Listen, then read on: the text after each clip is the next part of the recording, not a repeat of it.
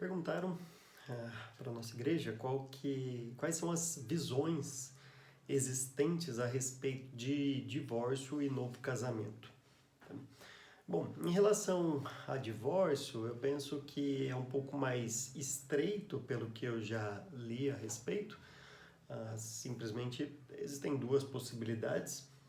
Em relação ao novo casamento, o negócio complica mais. E aí há uma abrangência maior de posições dentro do meio protestante.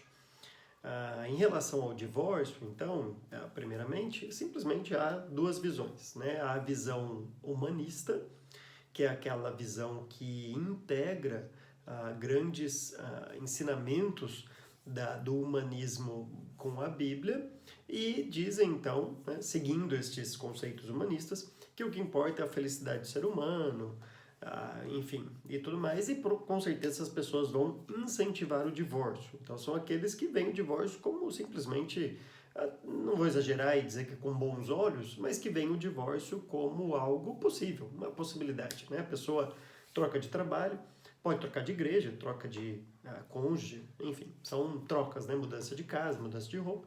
Então são eventos, são trocas, são ciclos da vida que iniciam e terminam, e muitos crentes encaram o casamento desta maneira. Mas eu quero acreditar, pelo menos, que a grande maioria dos protestantes ainda encara o casamento como algo sacro, né? Como uma aliança feita entre um homem e uma mulher diante de Deus. E deste modo deveria ser encarado como indissolúvel. O divórcio não deveria ser uma opção para o cristão. Deus odeia o divórcio, como diz as Escrituras, em Malaquias. Agora, obviamente, mesmo nós enfatizamos essa ideia de Deus não gostar de divórcio, o divórcio nem sempre está sob controle do cristão. Por exemplo, talvez um cristão não queira se divorciar de jeito nenhum, mas o cônjuge assim deseja, quer seja ele crente ou não, né? Enfim, existem crentes que encaram o divórcio como uma possibilidade. Então, desejam se divorciar. E aí é que surge o grande leque de opções que nós temos dentro do cristianismo a respeito do novo casamento. Bom, então o divórcio, obviamente, nem sempre depende da pessoa. Às vezes acontece mesmo da pessoa se divorciar por motivos que não são os normais, vamos assim dizer. Embora nunca é desejável um divórcio à luz das Escrituras. Mas acontece.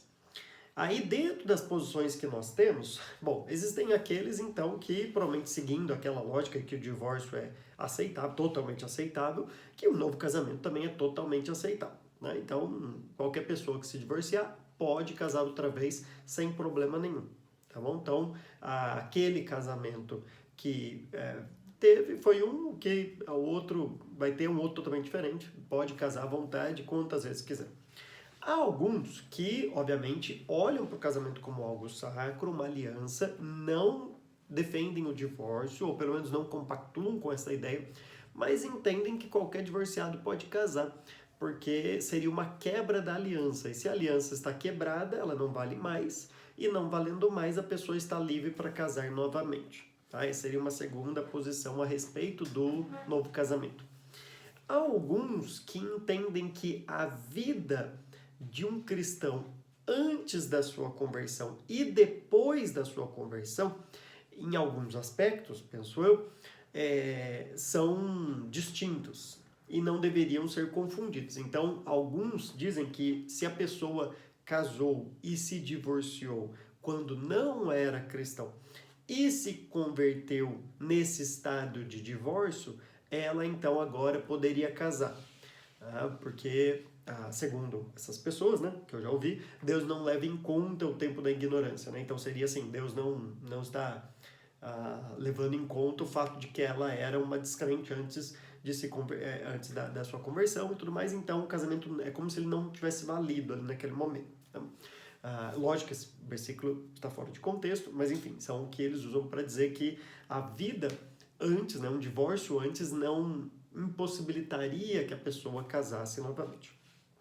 Bom, existem alguns ainda que defendem que o novo casamento ele é possível quando uma das partes é a parte ofendida, é a parte que foi, não que não tem culpa, mas que não foi a parte responsável mesmo pelo divórcio. Então, por exemplo, né, um dos cônjuges traiu, então o outro, por causa dessa traição, teve divórcio, poderia casar outra vez. Ou abandonou, alguém foi abandonado, esta pessoa abandonada, seria a parte ofendida, a parte frágil da história, poderia casar outra vez.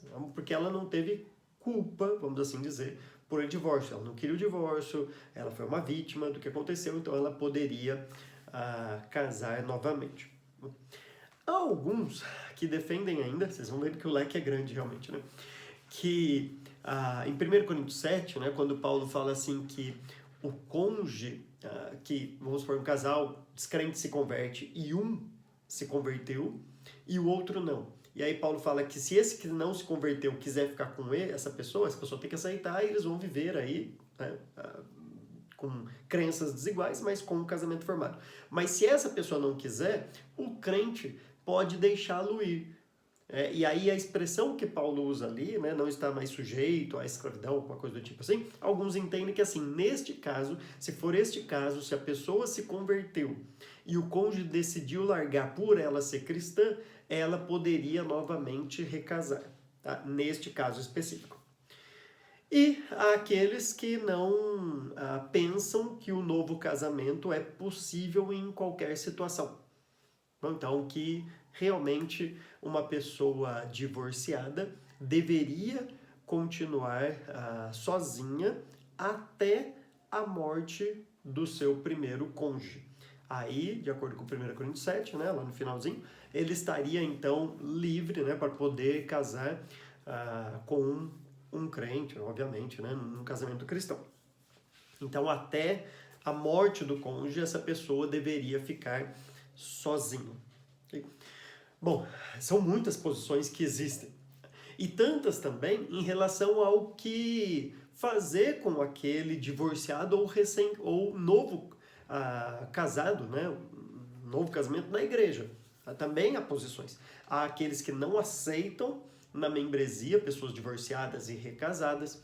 Há aqueles que aceitam, mas com ressalvas ministeriais. E há aqueles que encaram que não há diferença entre um divorciado, um recasado e qualquer outra pessoa, inclusive pessoas assim, em algumas igrejas podem até exercer ministérios de liderança, como presbitério, pastorado, diaconato, enfim, outras questões.